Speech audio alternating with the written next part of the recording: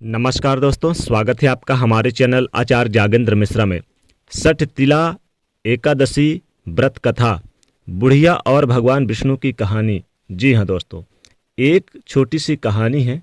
एक बार नारद मुनि भगवान श्री हरि के पास पहुँचे बैकुंठ में, और उन्होंने सठ तिला एकादशी व्रत के महात्म्य के बारे में पूछा। तब भगवान विष्णु ने बताया कि प्राचीन काल में पृथ्वी पर ब्राह्मणी पत्नी रहती थी। उसके पति की मृत्यु हो गई थी। वह मेरी अनन्य भक्ति श्रद्धा भाव से मेरी पूजा करती थी। एक बार उसने पूरे 1 महीने उपवास कर मेरी आराधना किया। व्रत के प्रभाव से उसका शरीर तो शुद्ध हो गया, लेकिन वह कभी ब्राह्मण या देवताओं के निमित्त अन्नदान नहीं करती थी।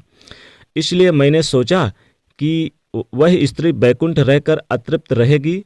तब मैं स्वयं एक दिन उसके पास भिक्षा मांगने गया। जब मैंने उनसे भिक्षा की याचना किया तो उसने एक मिट्टी का पिंडदान मेरे हाथों में रख दिया। मैं पिंडदान लेकर अपने धाम लौट आया।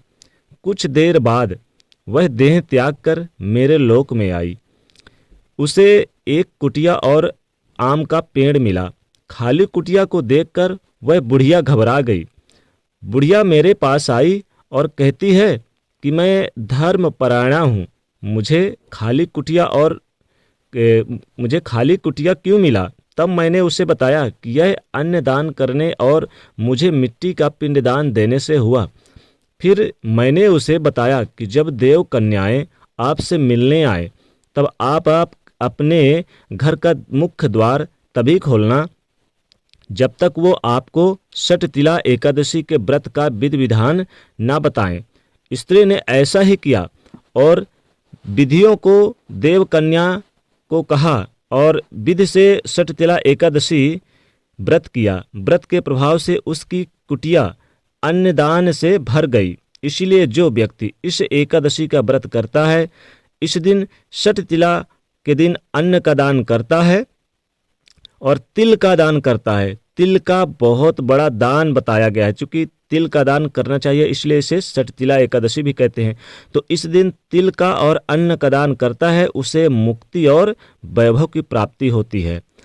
तो भगवान विष्णु जी ने नारद जी से यह कहानी, यह कथा, व्रत कथा सठ तिला की बताई। इसको सुनने मात्र से सभी मनोकामनाएं पूरी हो जाती है और जीवन में धन धान की खूब वर्षा होती है। माता लक्ष्मी जी की कृपा होती है, भगवान श्री हरि विष्णु की कृपा सदैव बनी रहती है।